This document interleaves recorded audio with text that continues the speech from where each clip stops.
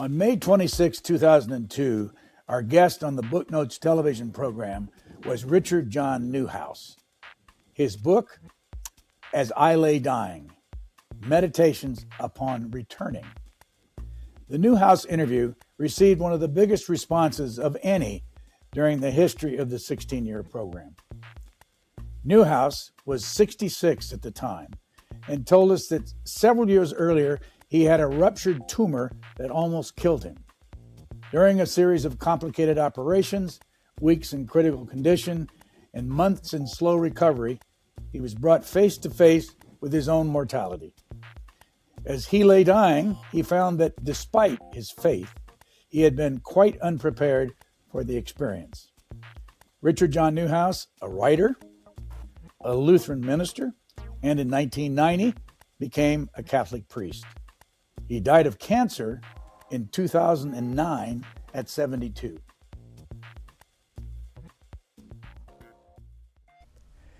Father Richard John Neuhaus, what is As I Lay Dying about? As I Lay Dying, it's about, the occasion for it was that I almost died some years ago in connection with a series of catastrophic cancer surgeries. And for weeks and months afterwards, reflected on it and what it meant to be at death's door,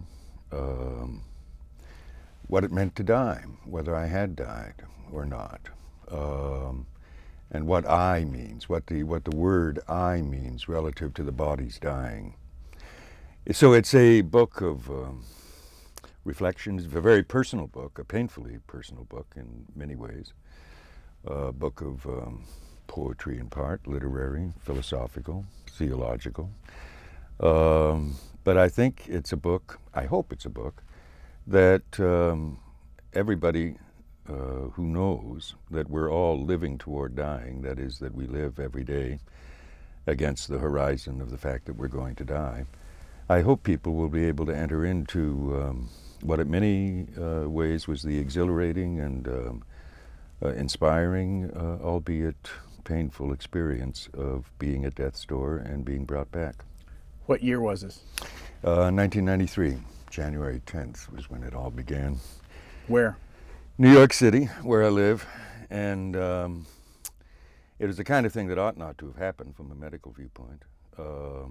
A number of lawyers have told me that I have a great malpractice suit if I ever wanted to go that route, but I didn't and I don't. I think that would in some way sully my gratitude for having been brought back and for the experience itself. But it was a case where I'd had a number of colonoscopies. Many of you viewers know what that is, and a search for cancer through the intestines and they didn't show anything, which of course from a medical viewpoint is quite astonishing. Many doctors have expressed almost disbelief that somebody could have been so incompetent as not to have caught what was a very major ulcer, which then on late Sunday afternoon, January 10th, 1993, a day that shall live in infamy, so to speak, all of a sudden I found myself just doubled up on the floor in excruciating pain. Go back to just a moment for the colonoscopy. Was it a routine thing that you'd been taking the colonoscopy? No, because there had been all kinds of abdominal problems and pains and just all kinds of things that shouldn't have been. And so I remember very well this doctor, not the one who did the colonoscopy, my regular physician, very nice person. And he was so proud of the fact that they now had this world-class fellow there who did the colonoscopies, and that therefore none of his patients would die of colon cancer. But that world-class fellow did it twice and then a third time and caught nothing, until finally I was in an emergency situation where this tumor was simply exploding. We don't want to get into the grisly guts here, but and it was just a terrible, terrible experience. And then they had to go in, and it was a long, long operation, of course. And fortunately, I was living in New York. I was near the hospital, the emergency room of the hospital. And as I say in the book, it's always good when you go in there to have a couple of friends with you, especially friends who can intimidate if necessary, even physically, because there was this very, very officious woman in charge of the desk, and who was not about to let me jump the line. You know, there were a lot of other people there. And, what hospital was it? Cabrini Hospital on 19th Street, a block from where I live in New York. But finally, after I fainted and passed out on the floor, she finally decided that maybe there was something seriously wrong. You were, in 1993, how old? 57. And had you, other than this discomfort, had you been in pretty good health? Yes, yes. In fact, remarkably good health all my life. Never really seriously ill at all. What was your job then? Well, I'm a priest of the Archdiocese of New York, and so I have a parish, Immaculate Conception, on 14th Street and 1st Avenue in New York, Manhattan. And then I run a think tank, a research and education institute called the Institute on Religion and Public Life. And our main project, the main project, is a monthly magazine, First Things, a journal on religion and public life.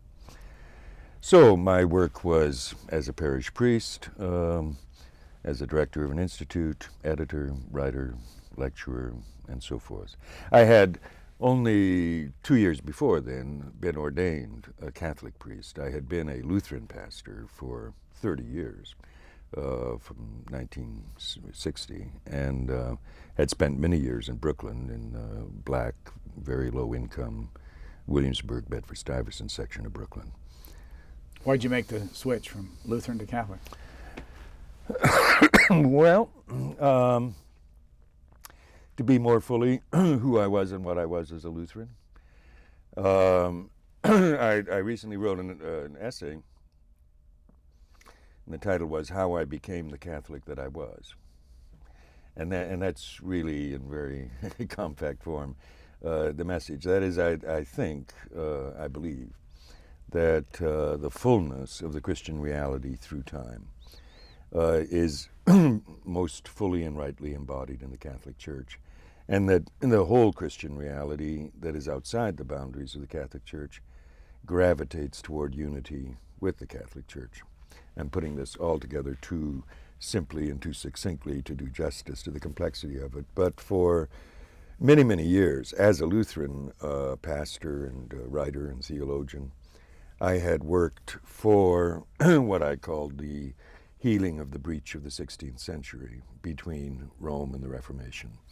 And I think for a very, very long time, it was believable to me and to many others. I was by no means in a small minority. To many others, it was believable that this reconciliation, this ecclesial reconciliation between the Reformation tradition and Rome would happen. After many, many years of this effort, by the mid-'80s, I could no longer persuade myself or others that, in fact, this was a realistic project. It may still happen, God willing, sometime in the distant future, in which case I'll be the first to give thanks. What year did you make the move? I entered into full communion with the Catholic Church in September 8th, the Nativity of Our Lady, in 1990. And then I was ordained by Cardinal O'Connor. I was received by Cardinal O'Connor, my dear friend, to whom the book is dedicated. And then ordained to the priesthood in September 8th of 1991. And when you decided you want to become a Catholic priest, and you've been would you have been a Lutheran priest or a Lutheran minister? Well, Lutherans usually use the word pastor. Pastor. Yeah. What did you have to do did you have to go to more school or just? Well, not really. The Cardinal John O'Connor set up a kind of special colloquium process. But I had been reading, teaching, and indeed writing about Catholic theology and Catholic doctrine and so forth for years and years. So he thought, at least, that I was theologically informed and spiritually formed to be a priest. I hope he was right about that. Where are you from originally? I was born in the Ottawa Valley of Canada, a little, a not-so-little town for that area called Pembroke, Ontario, right on the Ottawa River, which divides Quebec and Ontario. And that my dad was a Lutheran pastor there, We had 8 children in the family. And it was kind of an odd thing. Today it sounds almost like child abuse, but at the time in our family, at least with the 6 boys, it is assumed that when you were 14 or 15 years old, you were pretty much ready to go out on your own. And my parents were both U.S. citizens who had emigrated to Canada. And nobody ever said it in so many words, and I'm sure Canadian viewers will not be glad to hear this, but they'll understand, is that it was just taken for granted when we were children in our family that Canada was for childhood, you know, and then when you grew up, you went to the States. And well, I knocked about. I went to Nebraska to a church-related Lutheran school where my sister and brother-in-law were. And I got kicked out of there, actually. They didn't tell me that you weren't supposed to have panty raids on the girls' dormitory or beer parties in the dormitory and so forth. So, in fact, I'm a high school dropout. Never did finish high school. I went down to Texas then because I had some shirt-tail cousins down in a place called Cisco, Texas, which is West Texas. Cisco Kid comes from there. Also, Conrad Hilton has his first hotel is in Cisco, Texas, the Maribel Hotel. It's still there. And I was just kind of knocking about. I was the youngest member at age 15, the youngest member of the Texas Chamber of Commerce. I raised a little bit of money and bought a service station and a grocery store outside of Cisco, Texas. But then after a period of time, I realized what I had earlier discerned, and that is that I was supposed to be a pastor. And so I went to the church-related school in what's now called Concordia University in Austin, Texas, and it was Concordia College and Academy. It had a high school and a college. And when I got there, the day I arrived, there was registration, and you stand in one line and you could register for high school, and you could stand in another line and register for college.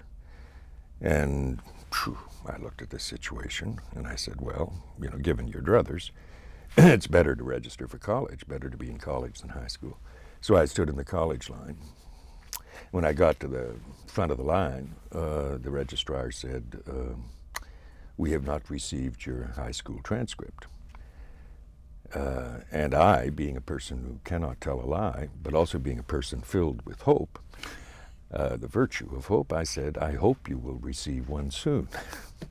And thereby registered for college. And it was only after I'd finished college and done reasonably well and so forth that the registrar once again called me in and said, whatever did happen to that high school transcript? And I fessed up. What happened then to your life? Then I went to Concordia Seminary, St. Louis, Lutheran Seminary, 4-year program. At that time, a very, very rigorous, academically rigorous program. Mandatory Greek, Latin, German, Hebrew. I'm very grateful for the theological training I received at that time at Concordia St. Louis.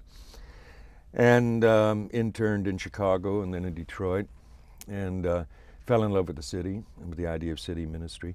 And that was a time, of course, in the late 50s, beginning of the 60s, where so much was deliriously filled with a sense of possibilities and belief. As you remember, I mean, Martin Luther King and the Civil Rights Movement, which I was early caught up in. John the 23rd, the good Pope, the genial John the 23rd, John F. Kennedy, you know, be perhaps the first Catholic and vibrant and young and energetic. So, and I was absolutely caught up in what was then called the movement. But you're a Lutheran, though. I was a Lutheran. Oh yeah, oh yeah. But what I wanted, and the pertinence of this, is that it was assumed that I was going to go on that is the faculty and most of my friends assumed I was going to go on in an academic career. But I wanted none of that at all. I wanted inner city, preferably black, very poor, the more desperate the better. I make no apology for that. I was a starry-eyed kid full of enthusiasm. And we went to the personnel director. You didn't get a choice, really, at St. Louis as to where you would be assigned.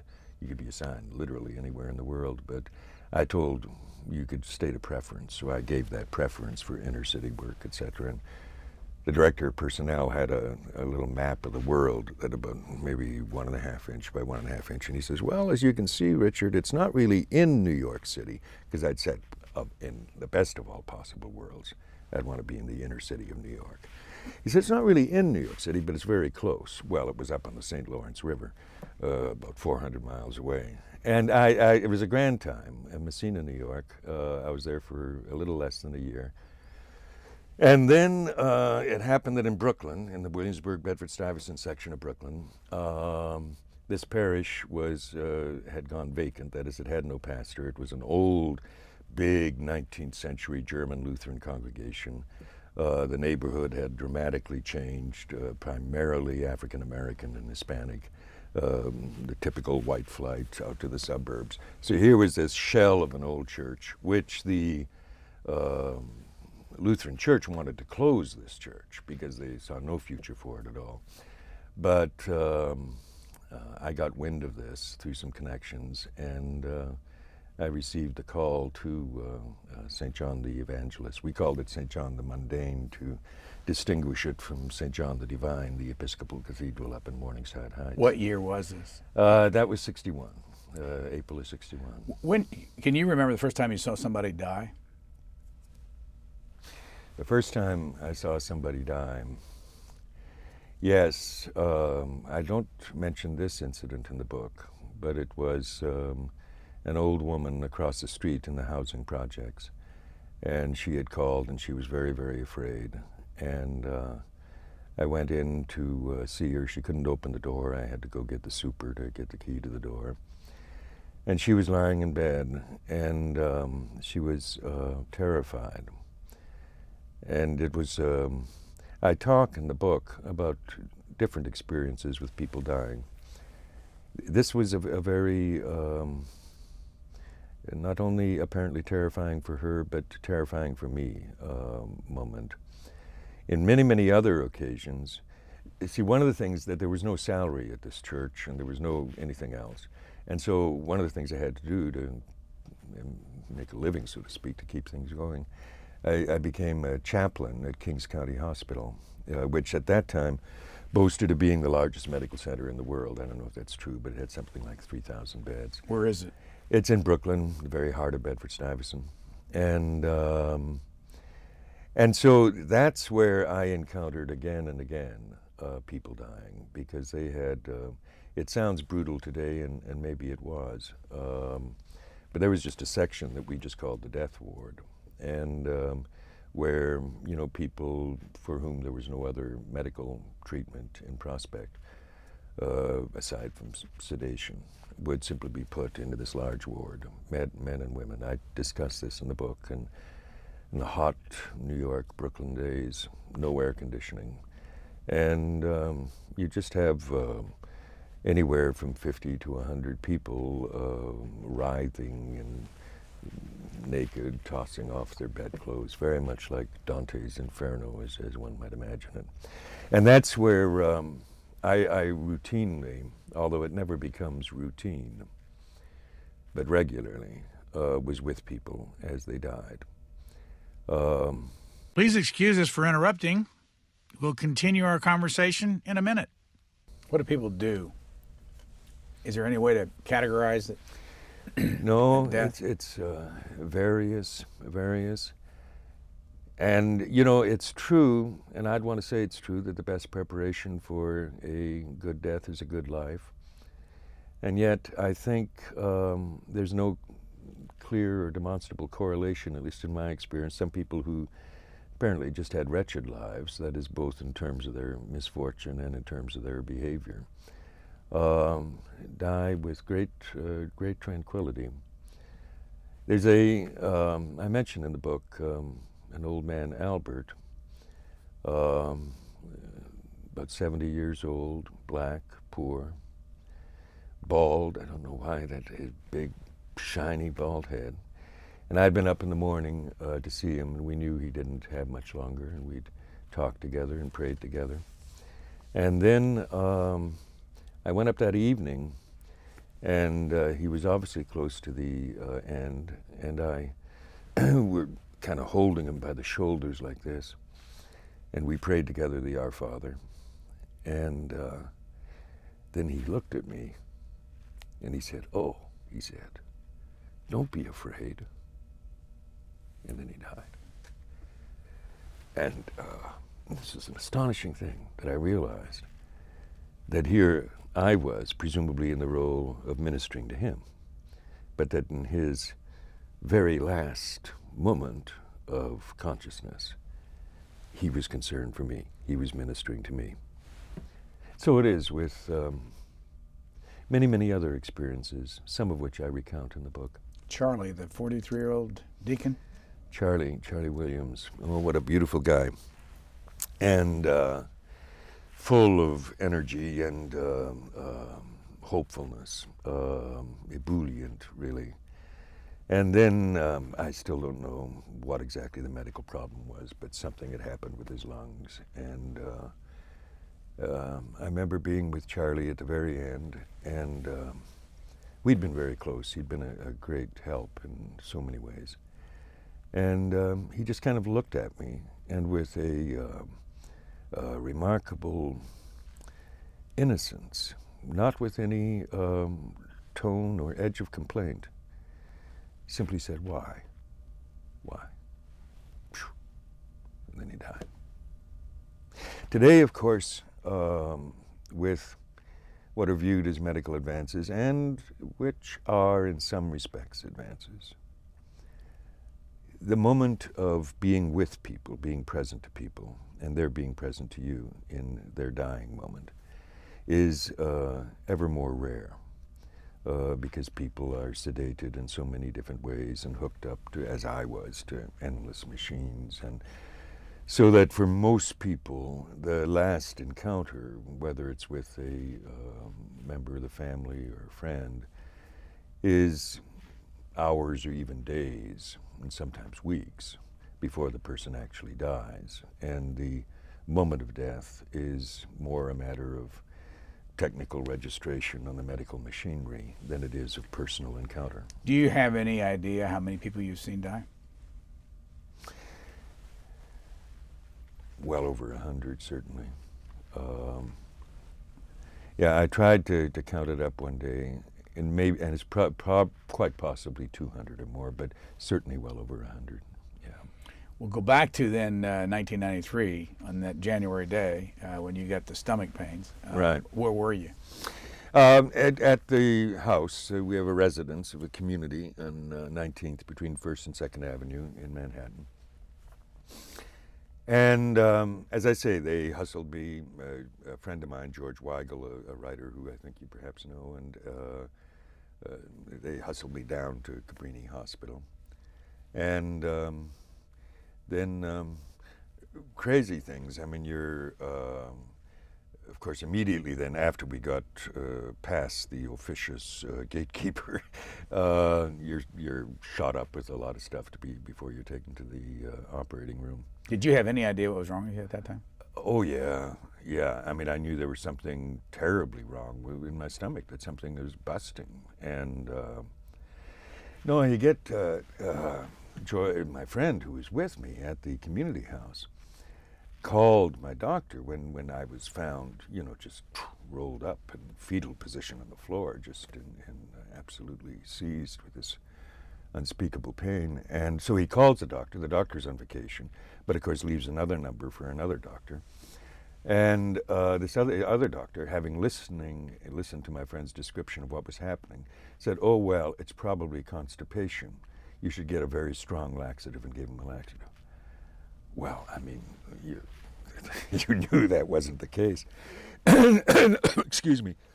Doctors since then have told me that quite possibly would have killed me right then and there. And I don't talk about it much in the book. My experience of medicine and of the state of medicine, and whether it's a science or whether it's an art or whether it's a roulette game. I and this is related to also, I'm sure why I wasn't at all interested and am not at all interested in making a fuss about malpractice or whatever, is that you realize you're entering into a circumstance that is wildly out of control, and that you have no illusions that you or anybody else is going to effectively bring it under control. And the disposition, at least as I experienced it, was one of unprecedented surrender. I don't mean just resignation or in the negative sense of passivity or indifference, but of recognizing something almost very, very good, and that is not being in control.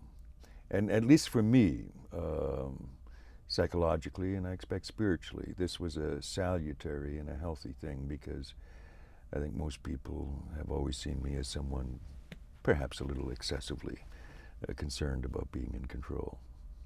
So you found yourself to the hospital, into the emergency room?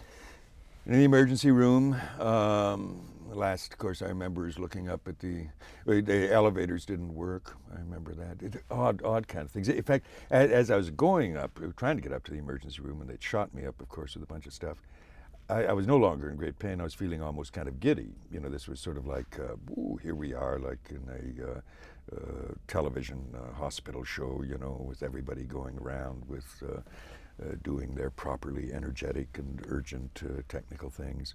And then we get to the elevator bank. If I recall, the operating room was on the 6th floor, and none of the elevators worked. And so there we are, the whole medical team, and me on a gurney, of course, lying back, and nobody could get an elevator to work. But finally a security guard came along and got one working. Yeah, and then you look up at the ceiling, at the water-stained ceiling, I remember that. And as I say, then I prayed. Now I lay me down to sleep. I pray the Lord my soul to keep. If I should die before I wake, I pray the Lord my soul to take. A prayer that goes back to the 12th century that I've prayed all my life long. And you simply commend yourself into the very distinct possibility that maybe this is it. And so then the next I was conscious, of course, was the next morning, maybe about 6 hours later. And what had happened on the operating table is that once they'd done the big operation, taken out this huge tumor, cut out about 7-8 feet of your intestines and sewed it back up, put this colostomy in on the side, then sew you all up, then they discovered I was losing all vital signs. And clearly there was a hemorrhage inside. Something had gone wrong. And so, I mean, afterwards, this conversation... But you weren't conscious? No, at that time I wasn't conscious, no. But as this was recounted to me afterwards, there was this debate, you know, well, what do we do now? And obviously, if they didn't go back in, I was certainly dying. All my vital signs were fading. And of course, if they did go back in, that might kill me as well. But they did go back in and discovered that the hemorrhage was from the spleen, which had been, as the doctor said, nicked accidentally in the process. I don't blame him for this at all. I mean, it must have been an unspeakable mess. You know, opening someone up without any preparation. You see, this was under emergency circumstances. Ordinarily, for this kind of operation, you're cleaned out, you know, well in advance, and there are all kinds of preparatory measures. But this was, you know, just in the rush of the moment. So you got guts and blood and fecal material, and I mean that he only nicked the spleen. I think is, you know, we're probably fortunate. But then they had to go and fix that, and then sew me all up again. And then the next, I remember, and I recount this in the book because this was very important, is that I wasn't coming out from the anesthetic. And later on, I would discover that there was a real question about the competence of the anesthesiologist at these operations. This was told me by some of the medical personnel. But clearly something was wrong. I was not coming out in any way. But I was perfectly conscious, perfectly alert, lucidly alert. Were your eyes open? No, my eyes were closed, but I could hear everything going on around me. I could hear them all discussing, well, what's the problem, and so forth. And it was a most astonishing thing that you were lying there, and there was a complete disconnect between your mind and your body. Your mind racing, fully functioning, but no relationship to the body whatsoever. The body was, the experience was, as though you were encased in a marble slab. And of course they were saying, well, wiggle your toes, or move your right thumb. And I could hear them saying all these things and discussing why I didn't and couldn't, which reminded me of something that I'd often told people when they're around people who are very sick or are unconscious and so forth. Be very careful of what you're saying, because there's a lot more, quite possibly a lot more going on there in terms of alertness and awareness of what's happening with that sick person than you think, and be careful what you say in this context. Well, in any case, so this went on and on. Oh, it seemed like many hours. Did you ever try to struggle to get out? Oh, yeah. I tried to struggle to even make a connection between the bodies, just as though the body belonged to somebody else. It's just as though it were a corpse there. Did you feel trapped? Oh, emphatically so, yes. Couldn't speak? Oh, no. Couldn't blink an eyelash. Couldn't... Well, it was at this point, this was going on and on. And then someone says, well, the cardinal is coming. Here comes the cardinal. Cardinal O'Connor. Cardinal O'Connor. And so it's right up to my right ear. I'm lying there. Now, you have to understand, just looking totally dead, I'm sure. Were there a lot of people in the room? Oh, there must have been 4 or 5, yeah. This was quite a bit of agitation going on. And Cardinal O'Connor, right into my right ear, he says, "Richard, wiggle your nose." And I thought to myself, now, can you imagine thinking this at that time? Why does he say wiggle my nose? Everybody else says wiggle your toe, move your right thumb, whatever. He says wiggle your nose. And then I thought, well, he was a chaplain in Vietnam. He must have been with a lot of people when they were dying. And somewhere he picked this thing up, wiggle your nose. And so I'm lying there, and I have never, this is a true saying, I have never in my life worked so hard to do anything as to just, and it maybe moved, I suppose, 1/64th of a centimeter or whatever. And Cardinal O'Connor says, he did it. And the doctor says, no, he didn't, I didn't see it. And he says, into my ear again, wiggle your nose again, Richard. I tried to make that connection between the brain and this body that seemed to belong to somebody else. And I did it again, and the doctor saw it. And it was like a celebration, as though somebody had risen from the dead. But it was, much of the book, as you know, deals with this question of the relationship between the mind and the body and the consciousness and brain, and where in all of this is the I, or the soul, the self. And in many, many different permutations, that set of questions kept coming back to me, as it was in this case, emphatically and powerfully brought home. When did you move things? I mean, really move things? Your arms, your eyes open? I think probably that same day. Of course, you're in the intensive care unit. You're taken to the intensive care unit. And that's a strange place. Of course, I'd been in intensive care units many times to visit and minister to other patients. Had you ever been in a hospital before? I'd been in the hospital for minor, but for nothing serious, and certainly never in the intensive care unit. And it's again, I come back to this theme of surrender, which is a mix of resignation, but also an active decision. And you're lying there, and of course you're kind of in and out of consciousness. And there was no clock there, and there were no windows. So whether it was night or whether it was day, you were hooked up, of course, to At one time, I remember counting something like 16 different tubes and pumps and machines and stuff all over you. And there was a woman who came by. It seemed to me every 20 minutes, but that couldn't possibly have been the case. And she wore a big brown wool hat, and she had gold chains, as I remember. And she'd come by and she'd say, "I want blood." And he'd tell you, because they're always testing your blood.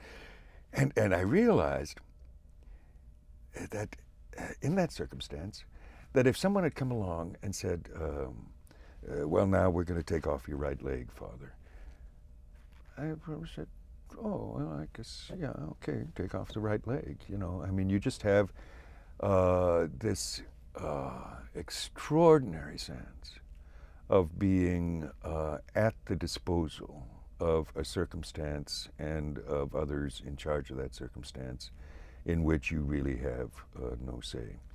And there's something, again, good about that. That is, as I look back upon those weeks and those months, I think among the things I learned was that at the very bottom, when you entirely let go, when you are shorn of any illusions of control or decision-making or whatever, that there's a force, a power still holding you.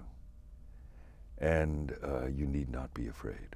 That in the heart of the darkness is, from a Christian understanding, hope, because in the heart of the darkness is the total state of dereliction of Christ on the cross. It's a very, that I never knew with quite that penetrating and I hope life-transforming force. When did you begin to process the possibility of death? I mean, you'd been rushed to the emergency room and you were in the operating room before you knew it, and then there you are trapped in that body. When did you start thinking about the possibility that you wouldn't get out of this? Well, when I was, as I said, with this sensation under the anesthetic where I wasn't responding to anything and had this, as it seemed to me, body locked into this marble slab. It was kind of like a marble slab like you might have in a cemetery, and I thought of death then. In the intensive care unit, the one great thought that kept coming back is, I almost died. I almost died. And I mean, this took me, you have to understand, in the full tide of life and of energy and of engagement with projects and so forth. And it was like, well, the metaphor the doctor used, of course, is you're being hit with a Mack truck going at about 60 miles an hour and then being hit again because they had to open the whole body up in order to find out where this hemorrhaging was and so forth. So, but this fact that I'd almost died, and maybe I'm going to die very soon, I thought, I think, especially in that first week or so, that I didn't have very long. But in an odd kind of way, the question of death and of dying, of my dying, of the fact that everybody's dying, which sounds, of course, terribly morbid and almost sick in its obsessiveness. But the fact is, and I'm sure many people have had this experience, that when you go through something like this, death becomes almost your every moment's thought. I recall, as I say in the book, I think it was 2 years later, it was almost 2 years later, that one day, as I was walking to the office over to First Things on Fifth Avenue, I realized there's something odd about this day. And it occurred to me that it was the first day that my main thought, that my chief thought, was not the thought of death, of my dying, of a world that's dying. I used to, for months afterwards, I'd walk by the playground in 19th and 2nd Avenue and see all the kids playing there. and I'd see little kids dying. That is, I would, in my mind's eye, see their skin putrefying and they're growing old and dying, or see some young model walking up Park Avenue full of life and a sense of unlimited possibilities, and you'd almost feel like crying out, "Don't you know you're dying? Don't you know we're all dying?" It's very hard to explain, but I think people who've been there will know what I mean. So that took 2 years. Yeah. To get past that. Please excuse us for interrupting. We'll continue our conversation in a minute. What about putting words on paper? I know this started out as an article somewhere. Yeah, in First Things, I wrote an article called Born Toward Dying. What year? I must have written that in 96, I guess. So that's 3 years after. Yeah, about 3 years after it happened. And I got a remarkable response to the article.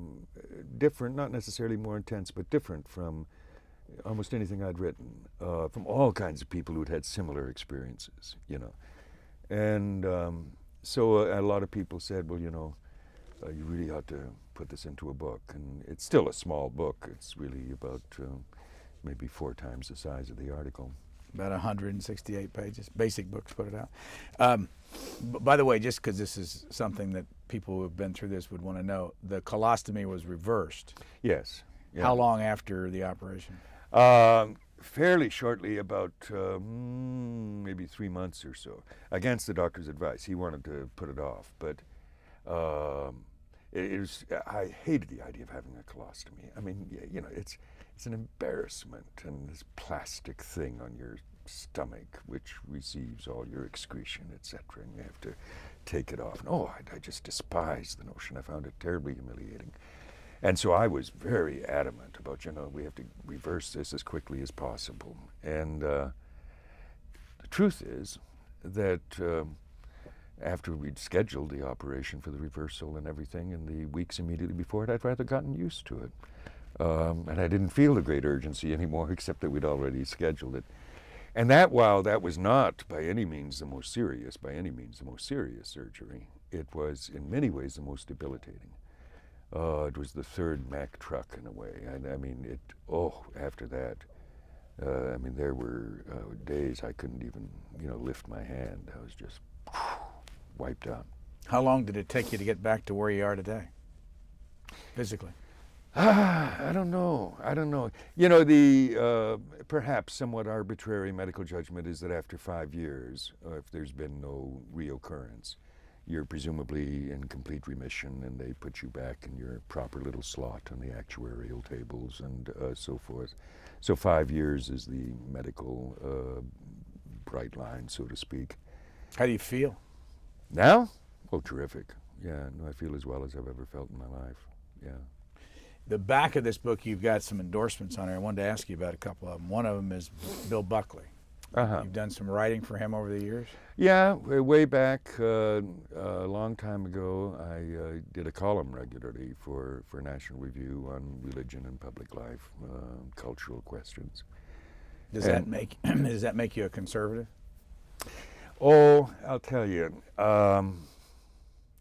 Many years ago, like back in the days of St. John the Mundane in Brooklyn, I wrote an article, and I said, as a kid then, I said, what I always want to be all my life long is religiously orthodox and culturally conservative and politically liberal and economically pragmatic. That was my quadrilateral, okay? And I'd still say that today.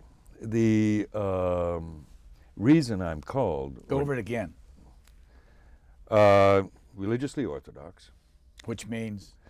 That you're entrenched and faithfully observant in a real tradition to which you are obedient. You're not making it up as you go along. You're not in some kind of spiritual self-construction project. The second one was conservatively... Culturally conservative. Culturally conservative. And what does that mean?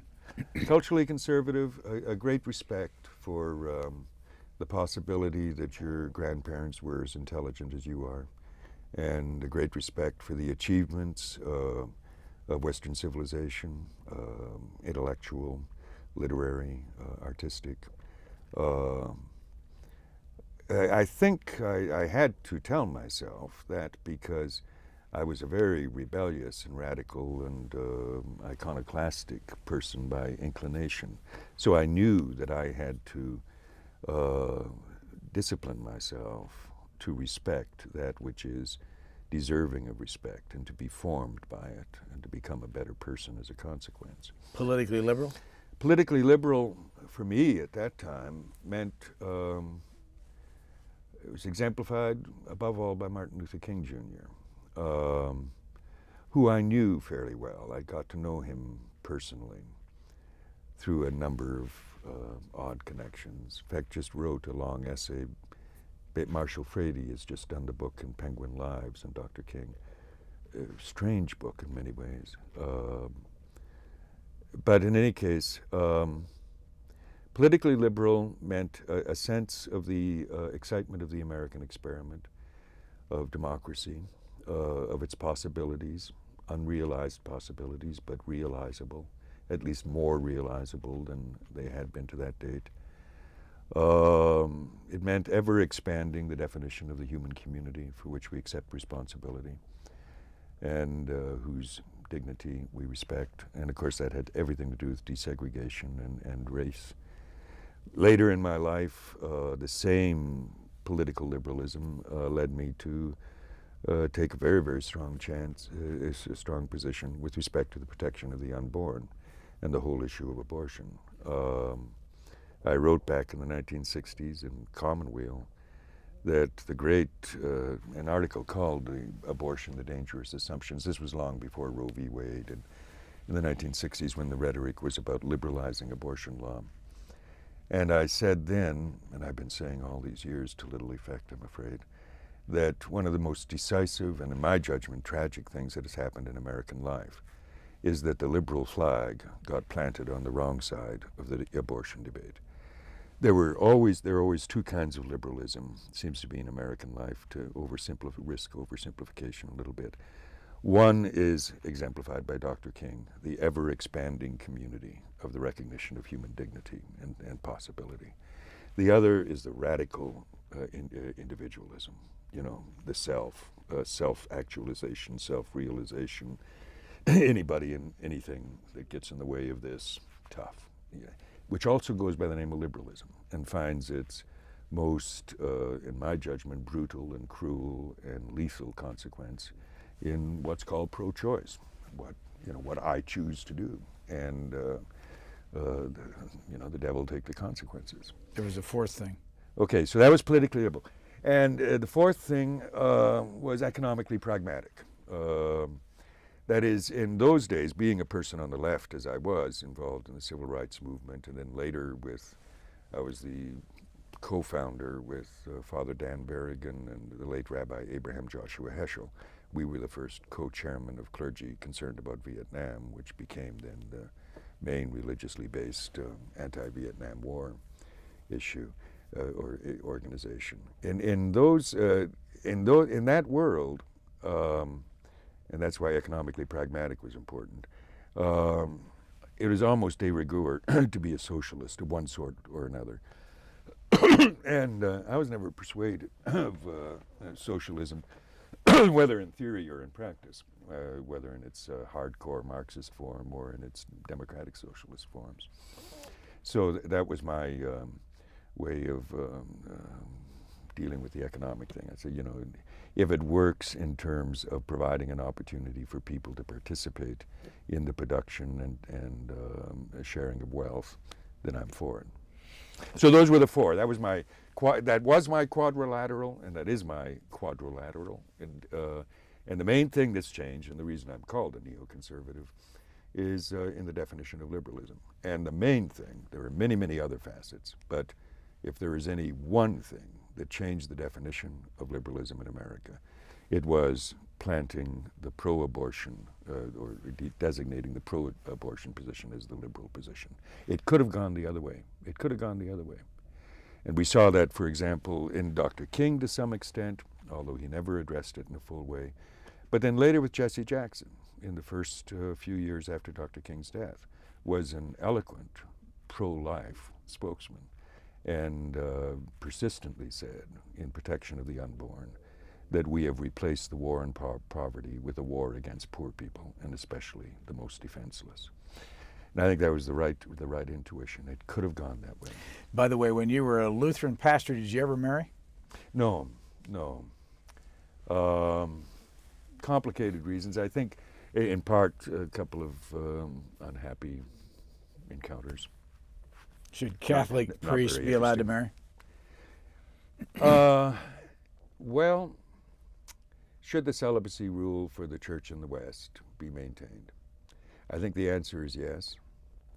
I think that, of course, we're living in a time in which this has come in for very considerable discussion, to say the least. But I think it should be an uncontroversial thing to say, although some people think it is controversial when I say it, that we wouldn't be having any of these scandals that have so seized people's and understandably seized public attention if Catholic priests and bishops had lived according to the teaching of the Church and observed, if they'd been faithful to their sacred vows, there wouldn't be any scandal. So why do people, now we're getting off on a different subject, I know, but it does seem to me very odd that people say, well, what this does is throw into question the teaching and the discipline. No, I mean, that's like saying, there's been a rise in burglary, and therefore we throw into question whether there should be laws against burglary. Or there's a rise in divorce, therefore we throw into question the value of marriage. No, quite the contrary, it seems to me. This is a time in which we need to recapture not only the rationale and be able to articulate it publicly, but most importantly, to revive the faithful discipline of people who have voluntarily, as I have, undertaken a way of life to which, before God and man, you are called to sacred fidelity. Given the environment we're talking about with the Catholic Church and the pedophile accusations, how much trouble is the Church in?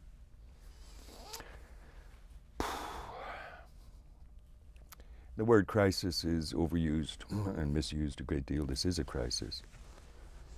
I think people are still trying to figure out what is the crisis at the heart of the crisis. What is it about?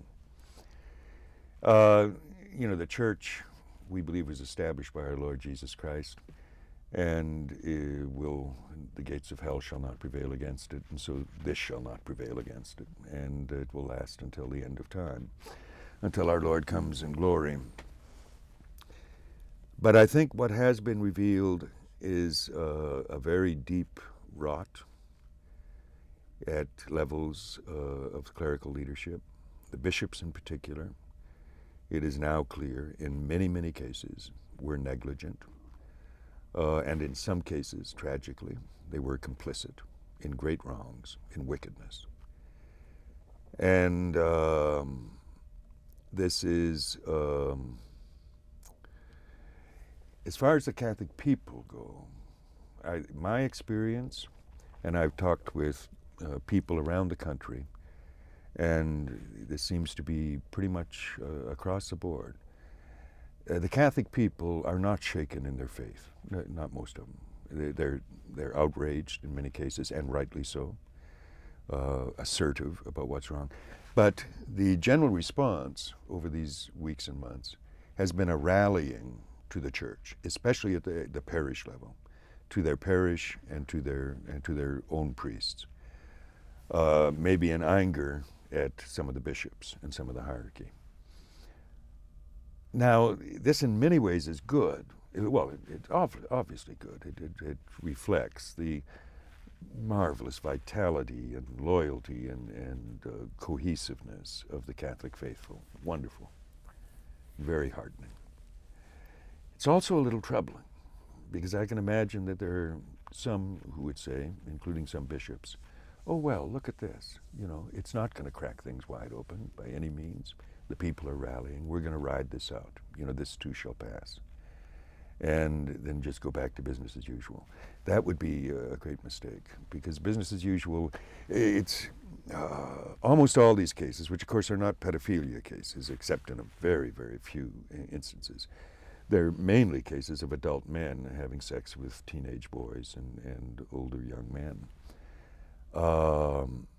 And in many cases, I think this reflects, we were talking before about the 60s and so forth, a period in which all these things that we'd mentioned, John Paul II, the Council, JFK, Martin Luther King, this sense of possibilities. You meant John 23rd. John 23rd, I'm you sorry. Said John yes. 23rd, I'm sorry, John 23rd, you're right. At that time, in this delirium of unlimited possibilities, a lot of things became seriously unhooked and disconnected, also within the life of the Catholic Church.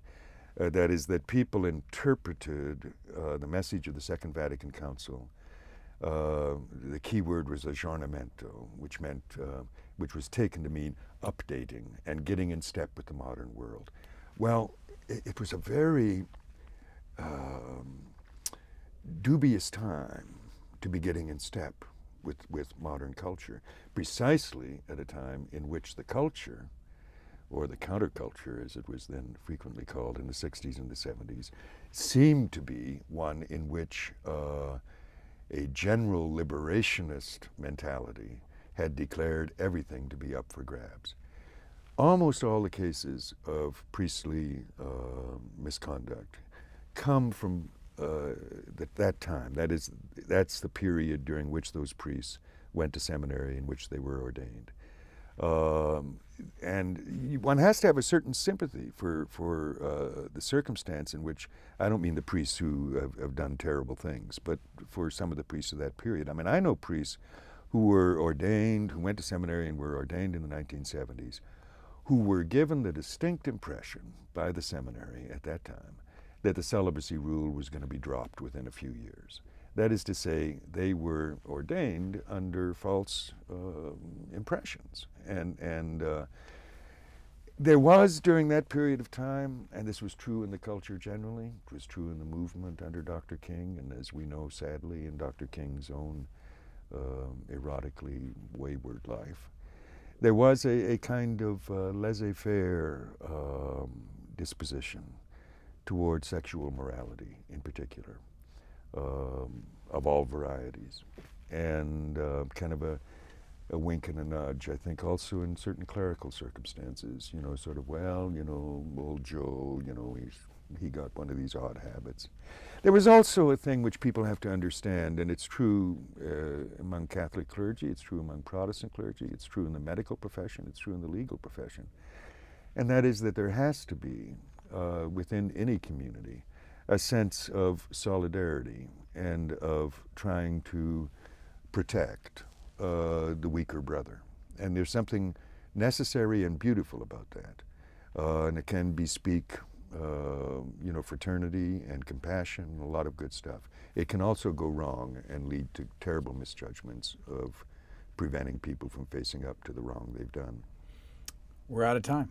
Here's the cover of the book. It's a small book, 168 pages, As I Lay Dying, Meditations Upon Returning by Father Richard John Neuhaus of New York City. Thank you very much. A joy to be with you. Thanks for tuning into this week's Booknotes Plus podcast. If you have a moment, please consider rating and reviewing us wherever you listen to podcasts. Your feedback will help others discover the program. And don't forget to share this episode with friends and family. For the latest on new episodes, schedule updates, and more, follow us on X @C-SPAN Radio.